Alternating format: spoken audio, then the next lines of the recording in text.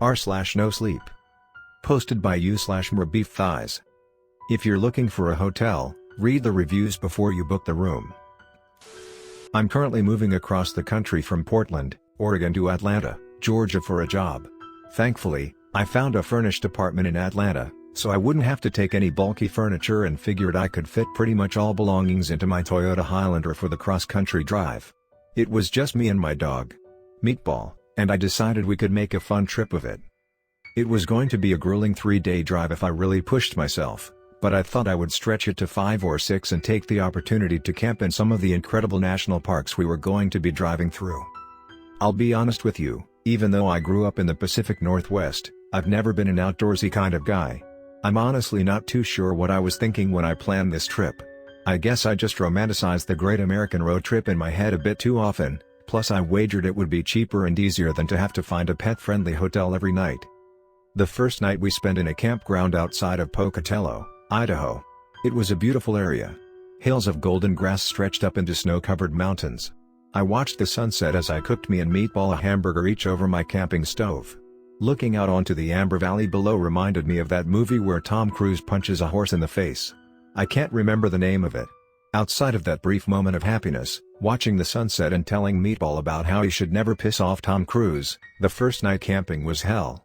I didn't know how to properly set up the tent and could only get it halfway erected, and the mosquitoes were in clouds so thick I thought I would choke to death if I breathed in too deeply.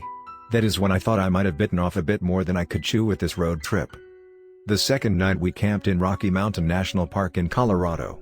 This time I set the tent up correctly and the mosquitoes didn't seem as bad, but it was hot. Unbelievably hot, and we didn't have much water.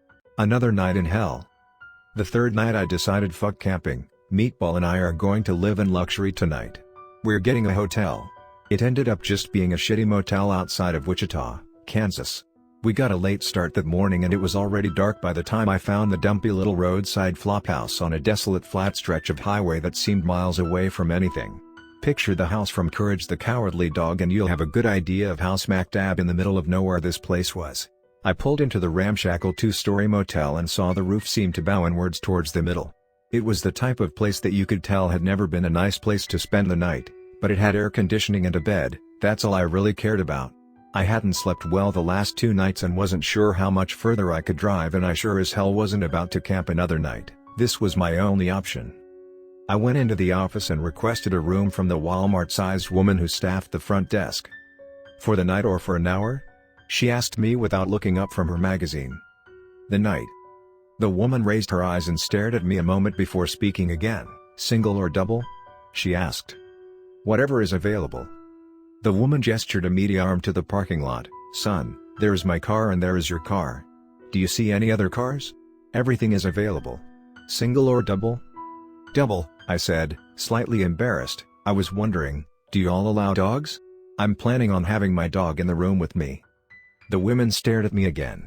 "We rent rooms by the hour, so yes, I'd say we allow all sorts of animals in here." I took the key, collected my bag and Meatball from the car, and headed to my ground floor room. Room 319. It was the furthest end of the L-shaped motel from the office. I guess that front desk woman wanted her privacy as much as I wanted mine. I approached the door, unlocked it and swung the door wide. The room smelled of mold and had pink wallpaper peeling from the corner near the bathroom. Meatball growled and pulled the leash in the opposite direction. Figuring he had to go to the bathroom, I tossed my bag into the room, closed the door and walked Meatball to the field across the street where he could potty. I stared up at the stars until he finished and we walked back across the street. Crossing the parking lot, I noticed lights flick on and off in some of the rooms. One room had the shimmering blue glow of a television. "Oh, everything is available, huh?" I thought to myself. I opened the door to my room and, still, Meatball tugged the leash in the opposite direction. I dragged him inside and threw him on the bed opposite mine. He seemed tense, hair stood up on the back of his neck and he glared, unblinking in the direction of the bathroom. I checked the rest of the room out. It was nothing unexpected. Just your everyday hourly rate motel. Dirty bathrooms with single-ply TP, musty carpet that probably hadn't been vacuumed in years, small desk with a heavy and uncomfortable chair, cinder block walls and a TV that was missing a remote control. I sat down on the bed and pulled from my bag a Ziploc bag of dog food and a bowl and fed Meatball his dinner. He wouldn't eat it. I moved to Meatball's bed and tried to calm him down, scratching behind his ears and hugging him gently when the TV turned on. "Welcome to your final destination," the TV blared at maximum volume. The screen showed an airplane pilot grinning ear to ear while speaking into an intercom. "We here at Broken Wings Airlines hope you enjoy your stay," and the pilot never finished his sentence, but stared directly into the camera, unblinking, still holding the intercom to his gaping mouth. The co-pilot also stared straight ahead with a maniacal smile, and after a few moments a flight attendant entered the cockpit and joined them, staring, seemingly out of the TV. I began to hear what sounded like muffled screams from the passengers behind the cockpit door. I stood up and turned the TV off. I listened to the crackling screen of the old tube television and decided to unplug it as well. I turned to join Meatball back on his bed, when there was a knock at the door. I walked over and looked through the peephole but didn't see anyone. I closed the curtains and slid the chain lock in place over the flimsy motel door. I hate motels. I'm not sure how anyone ever gets a good night of sleep in them with nothing separating your unconscious dreaming body from the entire world except for a flimsy plywood door. But hey, at least it is better than camping. I went into the bathroom to wash my face and brush my teeth. I was dead tired and I knew I would be asleep within 30 seconds of hitting the pillow no matter how ratty the beds were. I remember deciding right then I would push through to Atlanta as soon as possible and decided the great American road trip I had long dreamed of was just a bunch of annoying, inconvenient bullshit. I jumped into bed and turned out the lights, planning to be asleep in the next 30 seconds. 15 seconds after the lights were out, I heard a voice that wasn't mine, and it definitely wasn't Meatball's. "Oh my god, man," the voice shouted in a panic, "am I going to die?" I sat up in an instant after realizing the voice sounded like it was coming from my own bathroom. I jumped to my feet and turned on the lamp next to the bed. "I'm fucking dying, I'm D," the terrified voice cried from my dark bathroom. A horrible, wet gurgling sound then seemed to fill the room, like someone was drowning on their own vomit. I kicked open the bathroom door and, on the floor, lay a rail-thin man, leaning against the bathtub with a thick white foam oozing from his nose and mouth onto his chest. His eyes were rolling back in his head and I saw a needle sticking out from his arm just under a length of rope that was tied around his elbow. Meatball was going fucking berserk. Teeth bared and growling into the dark room. I stepped into the room and turned the light on, and just like that, the man was gone and the horrible gurgling along with it. I stood for a full minute in a cold sweat. I rationalized it. I shouldn't have, but I did. I had been driving for 2 days straight on no sleep and enough caffeine to kill a 5th grader. Of course, I was hallucinating. It would be weird if I wasn't hallucinating at that point, right? I drank a glass of somewhat clear water from the bathroom sink and crawled into bed. I normally don't let Meatball into the bed with me because he farts like a show pony, but tonight, I made an exception. I think we both needed it. I was the big spoon to his little spoon and I wrapped my arms around him and fell asleep. I woke up to a pinch on my belly. Meatball's nails scratching, and I looked over at the bedside alarm clock, 3:50 a.m. Meatball was under my covers around my torso having a bad dream and scratching at my chest. I wrapped my arms around him and whispered to him to calm him down when I heard a low growl from the corner near the door.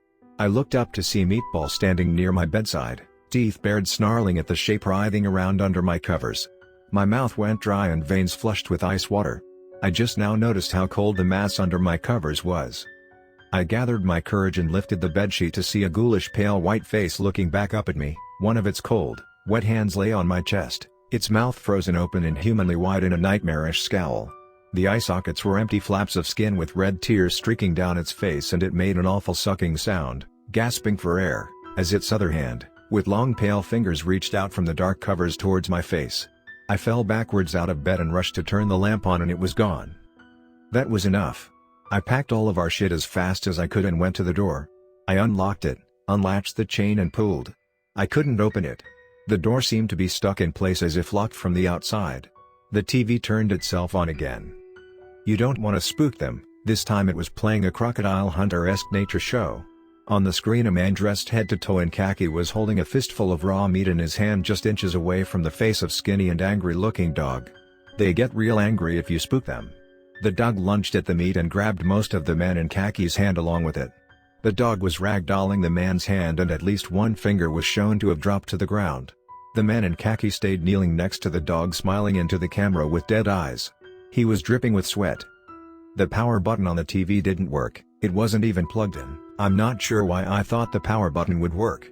The mute button did work. I took the sheet from my bed and placed it over the TV and went back to work on trying to get the door open. The door wouldn't budge. I picked up the desk chair and swung at the door. It didn't even dent. I swung again and again and again and it didn't. The door showed no signs of damage at all.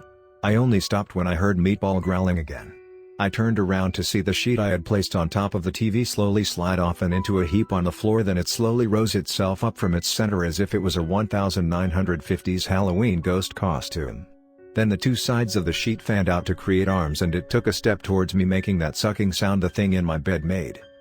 I picked up the desk chair and threw it through the motel room window and out into the parking lot. I grabbed Meatball, vaulted over the broken glass, cutting my hand in the process, and got us to my car. I fumbled around with my keys in my bloody hands like those fucking idiots in horror movies, but eventually got the car open, started it and put it in reverse. As I accelerated backwards, I watched every door to every motel room open to reveal black figures standing in the doorways. They watched me silently. I saw the woman from the front desk wave to me as I peeled out of the parking lot. 2 days and 1 night. That's how long the rest of my drive to Atlanta should take. This morning I tried to Google the motel I stayed at to check the reviews and I couldn't find any mention of it anywhere online. I couldn't even find a satellite image of it on Google Maps. If you're ever in need of a place to stay late at night, please make sure you check out the reviews online first. As for me, I'd rather spend the night camping.